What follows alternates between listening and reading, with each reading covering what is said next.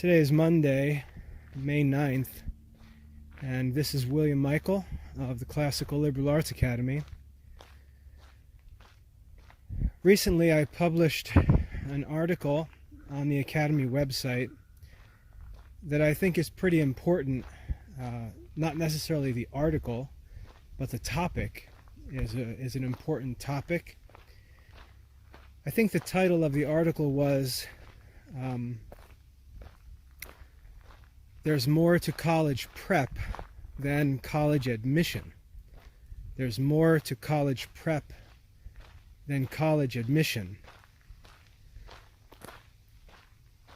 I've been working in upper school level education for 22 years now, and one of the problems that I have constantly seen in talk about college preparation, high school curricula, and so on is that the conversation focuses almost entirely on college admission.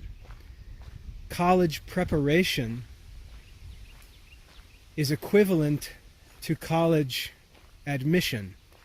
Colleges, or high schools I should say, often boast about the schools that their students have successfully applied to and been admitted to. But that's really not the purpose of college preparation. We have to understand that a high school education has to provide children with much more than what they need to gain admission to a college. There's a lot more that they need, and much of that needs to come during their high school years. College preparation has to provide a lot more than just what it takes for college admission. College preparation needs to also prepare students for success in college as college students, and for success in life in general, because we have to remember that anytime that we talk about college, we're talking about young adults living independently, or for practical purposes independently, for the first time in their lives. Many of our children's most important life decisions are going to be made while they're in college, and therefore a true college prep program needs to take into consideration college admission for sure, but also preparation for success in college and preparation for success in life as an independent or increasingly independent young adult. That all needs to be taken care of during the high school years. And so there's a lot more to college prep than just getting your children into a college. When I was in high school, just as an example of this, I went to school with a kid in high school who was the perfect high school student. He was a straight A student. He was on the varsity track and field team. He was a lead performer in the school theater program. He seemed to be good at everything, and he graduated as the valedictorian of our high school class. He was admitted, actually he also earned a perfect 1600 score on the SAT. So like I said, he was the ideal high school student. And he was admitted to Duke University. That was the valedictorian of my high school as a kid.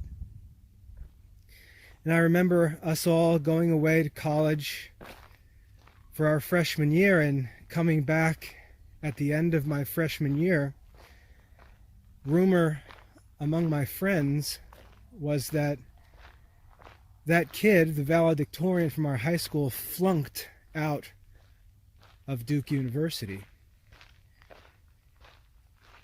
And there was a bunch of rumors and details about what happened to him and why he flunked out, but it was an example to me of how deceiving it is to think that college admission is a sign of success. It's only a part of the puzzle, only a piece of the puzzle. The first item that I mentioned was college admission, and I'm not downplaying in any way the importance of a college prep program preparing students for admission into selective colleges and universities. I talk about this quite a bit, and I really do not support the idea that Catholic kids need to go to Catholic colleges or universities. I went to a public university myself. My kids are enrolled in a public university. And I think when you consider what the purpose of a university education is, it's really not to form the character of an individual, because that character is already well formed by the time any child is entering young adulthood. The purpose of a college is not to form character. The purpose of a college is also not to provide some kind of pastoral care to students. I think a lot of problems start to creep in when we begin to look at college as sort of a church of its own. Our kids really don't need that. When I was at Rutgers University, again, what would be called a liberal public university, there were churches all over the place. There were Catholic churches on campus, Presbyterian churches, Baptist churches, evangelical churches. There was a Jewish house on campus. There was Muslim fellowship groups on campus. Every religion was represented on campus. If you were a Catholic, there was a church around the block from the main strip running through College Ave in New Brunswick, New Jersey. You didn't have to have a church in the university somehow, or you didn't have to be at a Catholic college to enjoy access to the sacramental life and to confession and Sunday Mass or fellowship with other Catholics. That was all available, even though it was a public university. At the time, I was a Protestant while I was in college, and I went to church and did stuff on campus with other Christians the whole time I was in college. It had nothing to do with the fact that the university was a public university. There was access to religious groups and churches and activities all over the place. You don't need to go to a Christian college or a Catholic college to enjoy access to great churches and to make great Christian friends. They're available at public universities, and I would argue that the more selective the university gets, the higher quality of Christian people you'll usually get to hang out with. Plus, they're also a different kind of Christian people. They're Christian people who are comfortable around non-Christians. They're confident Christian people. I was able to sit in classes with professors who were unbelievers, professors who held other religions, and I wasn't intimidated by those professors. In fact, my faith was strengthened through my discussions and arguments with other classmates and professors, and it made me what I am today. I'm perfectly comfortable. I don't sit around doubting my faith or looking to be supported by others, I'm very comfortable in the faith because I've already been through the arguments. And so I don't necessarily believe in the whole idea of sending kids to private colleges. It's really not necessary if you understand how a university works and all the resources that surround a university or are found in a university town. So anyway, when we're looking at college admission, like I was saying, we want to prepare our children to gain admission to the most selective colleges and universities, and there are reasons for that. One is, when we choose a university, we shouldn't just be looking at the names of universities. We should be looking at the actual programs present at different universities.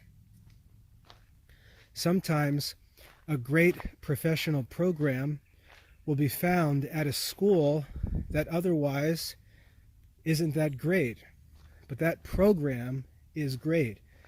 Great professors can be at a school and not at another school. And so what would lead our kids to choose schools wisely is to learn about the programs that they're interested in, who the professors are.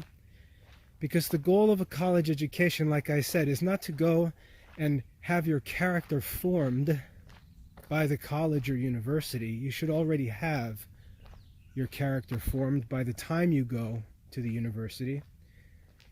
But to prepare for your vocation, to prepare for your professional occupation, whatever that might be. And in order to prepare for a professional occupation,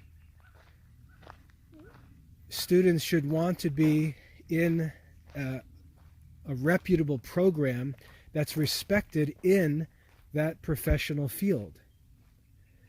And students should desire to be taught by professors who are influential in that professional field. And what's going to happen is when we find those programs and those professors, admission is going to be competitive. And that's why it's important for us, if we're really going to get the benefits out of a college education, we're going to need to prepare children who can gain admission to those competitive programs. Now, as far as what the benefits are, we can look at the quality of the resources available.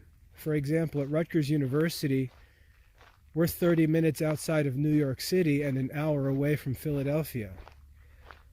Rutgers University is a great place to study business or healthcare, because when you finish college, you're immediately connected to those markets, and moving from college to employment is quite easy.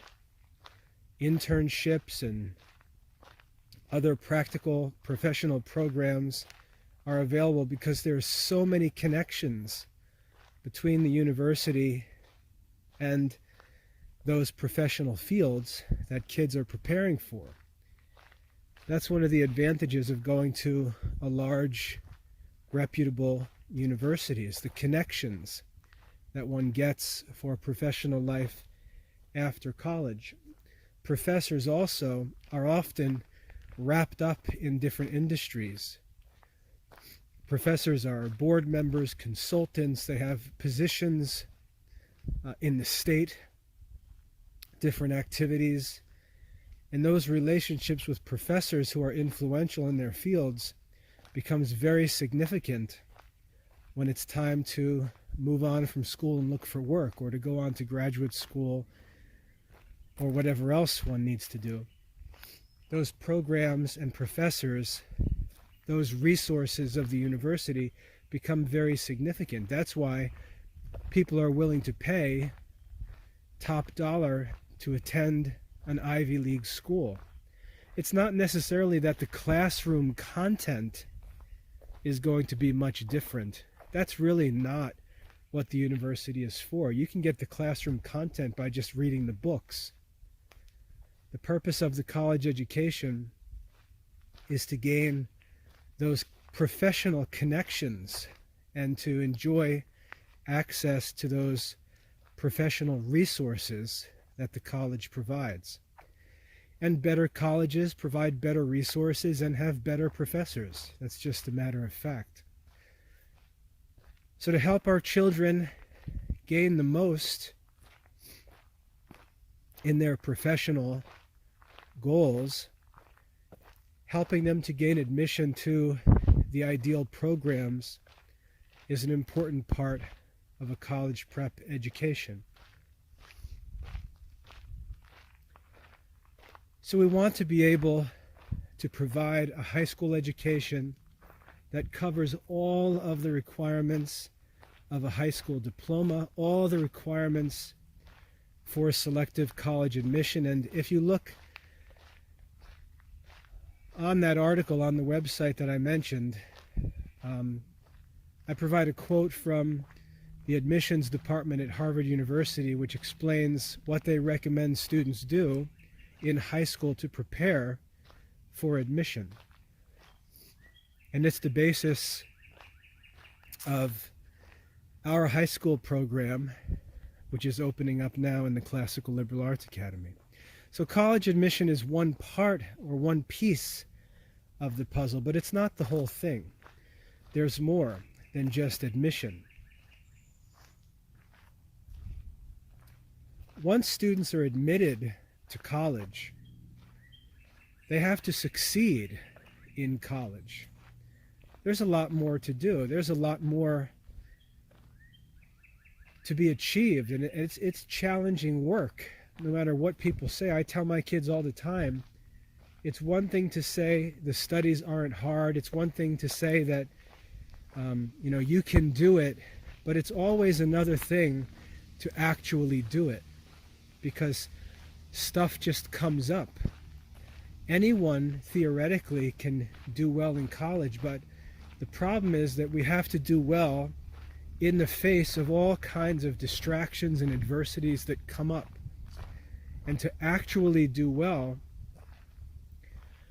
we need a lot of knowledge and skills that isn't provided in a normal high school education. We need a lot of character training and development.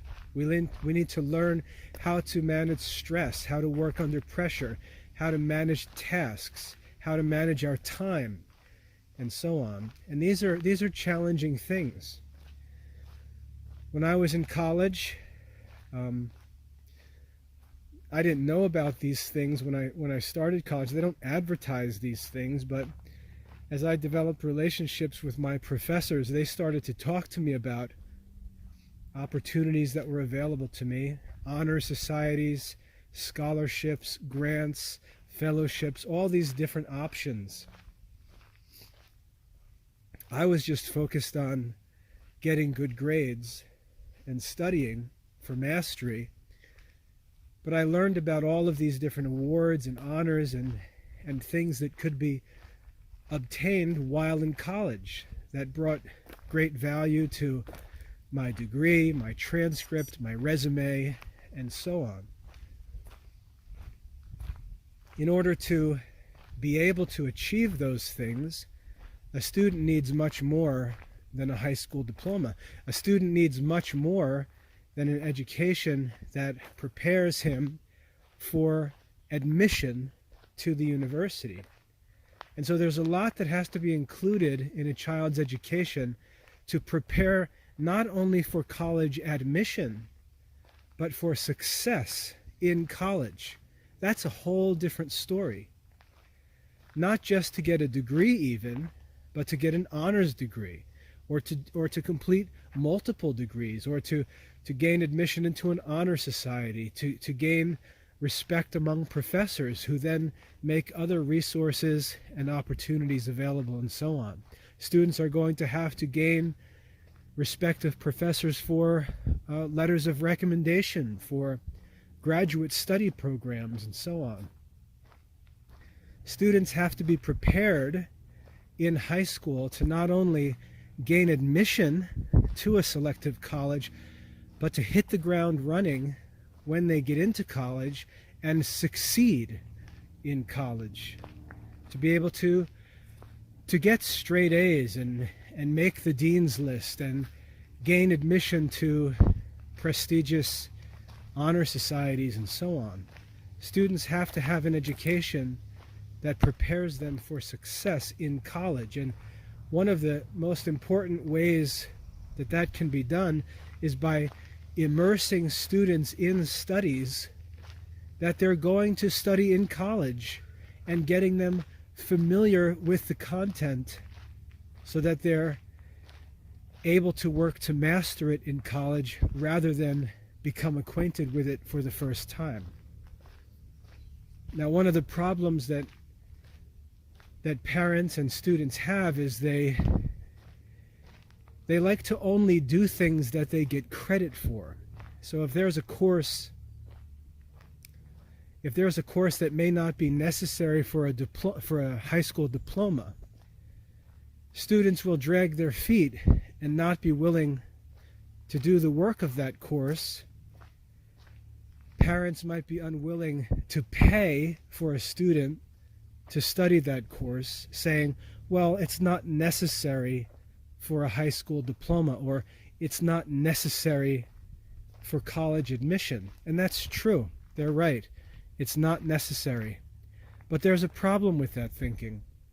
And the problem is, while it's not necessary for a diploma or for college admission, giving the student the opportunity to work through that course, even for the sake of familiarity, not mastery, gives the student an advantage in college when it's time to study that course, because while other students will be introduced to that course content for the first time and will struggle to make it through the course because it's all new, these students will already be familiar with the content and will be able to work at the college level for mastery, earning high grades because they've already been introduced to the material during their high school years. So by giving students a more challenging high school program of studies, parents can help those students to not only gain admission to selective colleges, but more importantly, to be able to earn high grades in college and win different honors and awards that will be available. So college preparation is not merely preparation for college admission, but also preparation for college studies.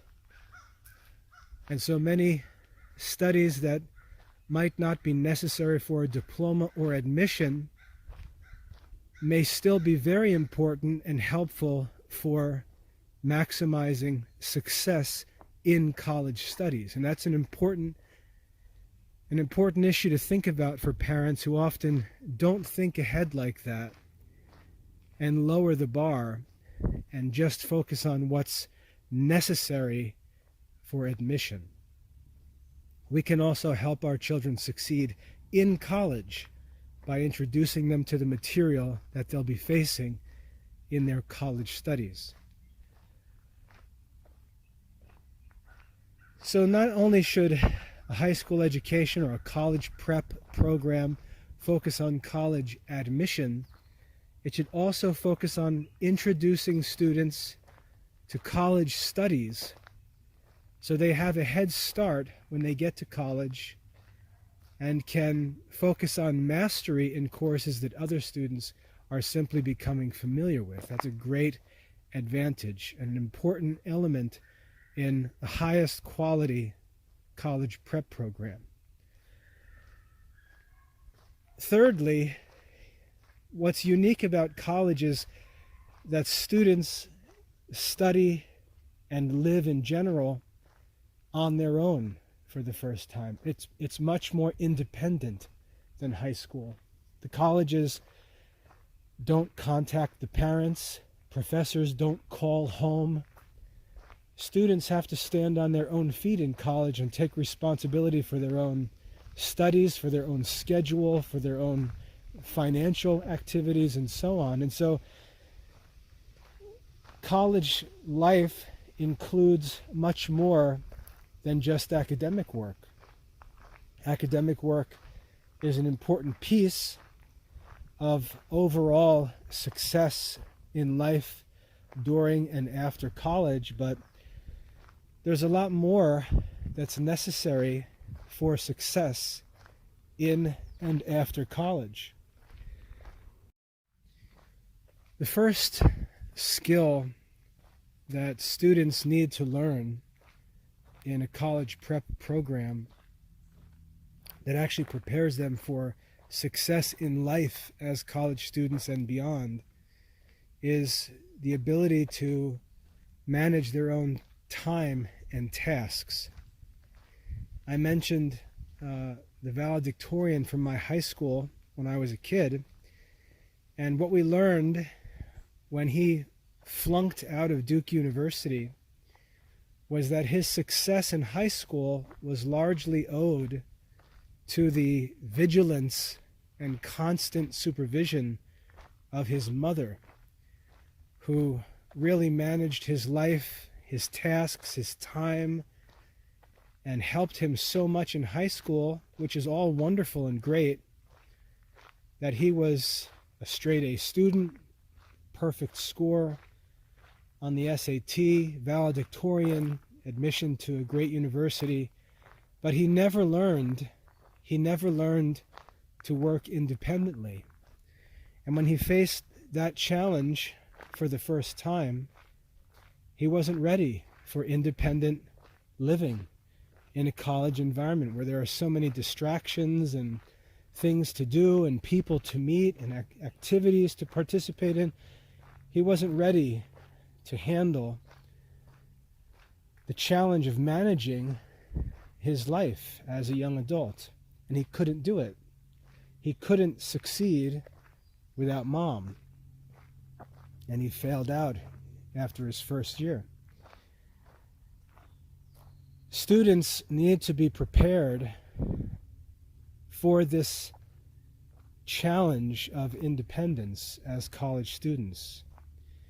Again, this is one of the reasons why I say that if parents are so obsessed with making sure their children are in a comfortable place where they don't face any distractions, they're really not preparing their children for college. They're preparing their children for a world that doesn't exist. At some point, our children are going to have to stand on their own feet. We don't want to ask them to do that when they're 8 years old, or even when they're going through puberty, where life is very confusing and uncertain. But by the time they're 18 years old, the reason why our country gives its citizens the right to vote at age 18 is because, in many respects, life begins to stabilize. Puberty is over.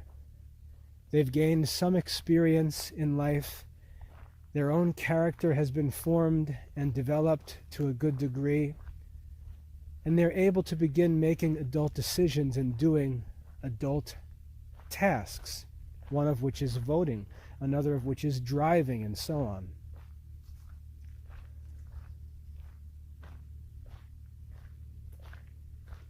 At that age where our children reach what's called young adulthood, usually around age 18, it's a good time for them to learn to begin living independently. It's a good time in their life for them to be pushed out of the nest, as it were, and made to fly on their own. And that's why the college years are such an important phase of life. For most people, like I said, the college years are the most important years of their lives. Most influential years. The biggest decisions of our children's lives are likely going to be made between the ages of 18 and 22 or 25. It's a very important phase of our life, and it's a time where decisions have to be made by our children independently. They have to choose their own vocation. They have to choose their own professional occupation, their own school. They can choose their own spouse, and so on. And parents really don't have any authority in those decisions. And that's not my opinion, that's the teaching of the Catholic Church. Our children are free to make their own adult decisions. They can seek our advice, we can offer our advice, we can help them as we please. We don't have to help them do things we don't approve of. But we don't have any right to force children to do our will. And this is what many parents try to do. They try to force their children to do the parents' will. And that's really not the role of parents. Our children have to learn to live independently. And like I said, a reasonable time in their lives to gain this independence and begin living independently is during their college years, between 18 and 25 or so. A good college prep program, therefore, will help children to do this. And when I say college prep program, I'm not necessarily talking about a specific school or study program. This is the responsibility of parents, and there are many, many different ways to address these issues. But children have to learn to make good decisions away from their parents. That's an important part of becoming an independent adult, and parents have to learn how to handle that period of life, because it's not just an extension of childhood. It's a difficult period of life. Children often have to learn many things the hard way. They have to learn by mistakes, by trial and error. They're going to make bad decisions, get themselves into jams, and have to work out of those jams. And what Christian parents need to realize is all of that experience, if we're patient as parents, if we're not always judging the kids and always looking over their shoulders as if every day is Judgment Day, if we resist that temptation and are patient, we're going to see that if we've taught them truly, and if we've developed good relationships with our children, even if they wander a bit, or even if they wander a lot from where we wish they would be, their experiences will confirm all of the things that we've taught them. And they'll be learning in a different way than they learned by us punishing them or rewarding them or whatever when they were living at home through their childhood years. They'll learn the same lessons, again, if we taught them truly, but they'll begin learning them in a different way. And we see this in sacred scripture in the parable of the prodigal son. The prodigal son learns all the lessons that his father attempted to teach him while he was young, when he makes bad decisions and suffers the consequences of them. He learns the same lessons his father taught him, but in a different, in a much more painful way. And so we shouldn't panic and get all upset when our children begin to live independently and make bad decisions and have to pay the price for those decisions. It's part of our parenting work. It's part of their own maturation. And we have to help them so that when those times come, they can make it through those difficult times. We hear stories all the time about kids struggling with depression. We hear about suicides and things like that. Kids getting into alcohol and drugs. One of the reasons why these bad things happen is because kids do what I'm talking about. They make bad decisions. They start to get into trouble. Anxiety starts to kick in. They don't know what to do. And because they haven't been well educated, those pressures overwhelm them, and they don't know how to get out from under that pressure, and they just collapse. The bad decisions that the kids make are not necessarily signs of poor parenting and poor preparation for adult life. But when the children don't know what to do in those situations, that's when we see signs of bad parenting and poor preparation. The prodigal son made bad decisions. He got himself into all kinds of trouble. But when he found himself in trouble, he knew what he needed to do to get out of that trouble because he was well taught by his father. He knew, all I need to do is go home and confess my fault to my father, because life at my father's house is good. And he knows in his mind, we see, he knows what to do when he gets into trouble because he's been well taught. And so part of our college prep education has to be teaching children what to do when they get in trouble, teaching them how to deal with their sins, how to deal with consequences of their sins, and so on. And that comes through our family life. As we raise our children, we can't blow up and explode and tear the house apart every time they do something wrong. We have to realize that our children are always going to make mistakes. They're always going to sin. They're always going to make bad decisions. And we have to teach them what to do after they have done so. Of course, we want to teach them to avoid those decisions. But even more importantly, we have to teach them what to do after they've made those bad decisions, because that teaching can save their lives. Physically, literally, can save their lives. It can also save their souls. And we have to make sure that when our kids sin as they grow up, we teach them how to deal with their sins. So we have to make sure, again, that we're thinking about the development of our children as independent young adults anytime we talk about a college preparatory program. And this is primarily the responsibility of parents. You're not going to find a school that covers all these things.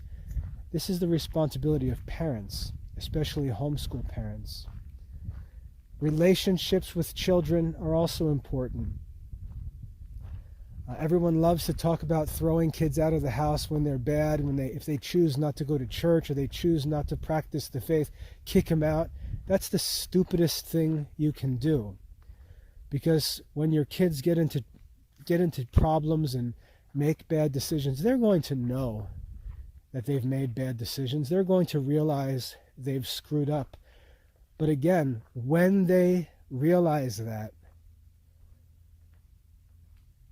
they have to know how to fix it. And going home, like the prodigal son teaches us, has to always be at the front of their thoughts. They have to know that if they go home, if they confess their sins, go home and amend their lives, they'll be received and welcomed by happy parents who are happy to see them amending their lives and trying to fix things after they've made bad decisions. Many parents do the opposite, and again, that's why we have a generation where kids are doing drugs and thinking about killing themselves. They're pushed to the point of despair, and the stress and confusion in their lives is amplified by bad strategies in parenting that they're raised under. We need to teach our children basics about managing finances. When kids get to college, we hear this complained about all the time. They have access to all kinds of financial resources. They have access to scholarships. They have access to work-study programs. They have access to grants. They have access to loans. They have access to jobs. They can work while they're in college. These are complex questions that need to be discussed, and children have to learn the basics of managing personal finances. They have to understand that it may not be a good idea to have a job while you're in college, because the more hours a student works, the lower their GPA usually is. And we have to ask the question, based on my life goals, based on my professional plans, is it better for me to have pocket money now, or is it better for me to focus on my studies and keep my attention on my academic activity? I encourage my kids to not work during college. My kids are all in ROTC programs, so they get paid while they're in college through the military. They also have all their tuition covered by the military. But they often are interested in getting jobs and working to earn money, and I encourage them to not work, just to be patient, to live simple, to stay on campus, focus on their studies, and we try to help them financially as much as we can to allow them to not have to work while they're in college. But the temptation of having access as young adults to student loans is a very great one. The way student loans work, if you don't know, when a student is admitted to a college, he's given the opportunity to apply for financial aid. And financial aid, depending on the student's qualifications, can include scholarships, can include grants and other sources of funding. But in the end, it comes down to loans that are available. And these are often loans that are subsidized by the government, loans that are made by the government to the student, but paid directly to the school. And a student can walk into a college admission office and look at all of the options available to him at the college. Full-time tuition, housing, meal plans, all different sorts of benefits available, all of which can be paid for with student loans. And it's very tempting for a student to accept loans for things he doesn't necessarily need. And so we have to help our children to understand the importance of living simply and being patient, being content, and making use of student loans, because they're very helpful. The interest rates are great. The repayment plans are forgiving for students, and they allow them to pay based on what they're earning after they finish their studies. So the student loans are great opportunities for financial assistance, but they can easily be abused. And this is the problem that many students run into in modern college experiences. They simply borrow more than they need to, and that's what gets them into financial trouble. So we need to make sure that our children understand the pros and cons of borrowing money. We need to make sure that they understand how to manage their own finances when they're at college. They have to buy their own groceries. They have to do their own laundry. They have to find affordable means of transportation and so on. They have to have those things figured out when they get to college, because finances can become a distraction that negatively affects their studies. And so any good college prep program is going to include training in understanding how to manage personal finances. And then, of course, there are just moral decisions. Students are going to be tempted in college because they're under a lot of pressure and they're looking for an escape from that pressure. They have to learn how to handle stress. They have to be taught, while they're still at home, how to handle stress. They have to learn different methods for handling stress. not going out and getting drunk as a means of handling stress, not buying into the hookup culture as a means of escaping stress. They have to learn how to prevent as much stress as possible. That's a challenge in and of itself. And they also have to learn how to deal with stress, how to escape stress in a responsible way. One of the best ways to handle stress is to simply keep God's commandments and keep Sundays holy. Keep them as days free from work and use them as a day for rest and relaxation. When I was in college, I was already introduced to the concept of the Sabbath day as a Protestant, and all week long, as busy as I was, I could always look forward to Sunday, and I knew that I had plans for Sunday. I was going to go to church on Sunday morning, then we'd hang out with church friends and have lunch together. Dania and I would often go to a park and just walk around or have a picnic or go someplace for the afternoon, get away from school, get away from all the stress, breathe easy, and enjoy a day of rest.